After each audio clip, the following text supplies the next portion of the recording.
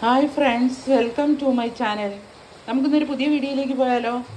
നമുക്കിന്ന് ഗോതമ്പ് പൊടിയും ഏത്തപ്പഴം അരിഞ്ഞതും വെച്ച് ഒരു ഒറോട്ടി ഉണ്ടാക്കാം. കുക്കിങ്ങിലേക്ക് പോകാം. ഒരു പാത്രത്തിൽ 2 കപ്പ് ഗോതമ്പ് പൊടി എടുക്കാവേ. അതിൻ്റെ അകത്തോട്ട് ഒരു ഏത്തപ്പഴം അരിഞ്ഞത് ഇട്ട് കൊടുക്കാം. ഏത്തപ്പഴം ഇങ്ങനെ ചെറുതായിട്ട് അരിഞ്ഞത് ഇട്ട് കൊടുക്കാം. അതിൻ്റെ അകത്തോട്ട് ആവശ്യത്തിന് ഉപ്പിട്ട് കൊടുക്കുക. ഒരു 1/4 ടീസ്പൂൺ ഉപ്പ്, ഒരു 1/2 കപ്പ് തേങ്ങ,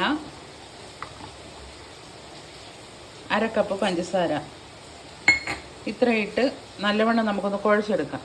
നമ്മൾ മാവ് കുഴച്ചെടുത്തിട്ടുണ്ട്.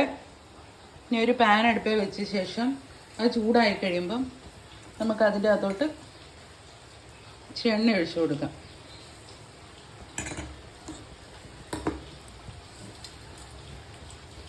എണ്ണ ഒഴിച്ച ശേഷം ഇതിൻ്റെ അകത്തുനിന്ന് ഒരു ഉരുള എടുക്കാം.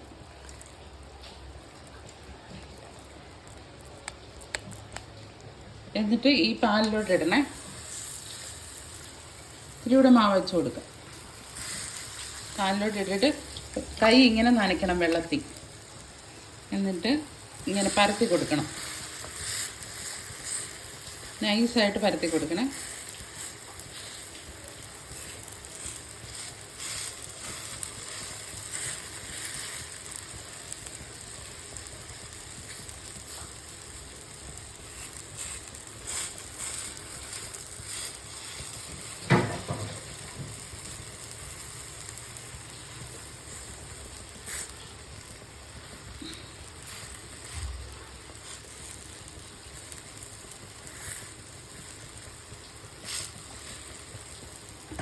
എന്നിട്ട് പരത്തി കഴിഞ്ഞ ശേഷം അതിൻ്റെ മേളിൽ നമുക്ക് ഇച്ചിരി ഓയിൽ ഒഴിച്ച് കൊടുക്കാവേ.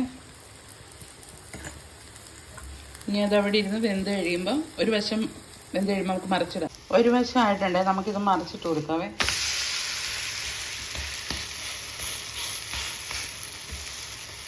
മറിച്ചിട്ട് കൊടുത്തിട്ടുണ്ട്.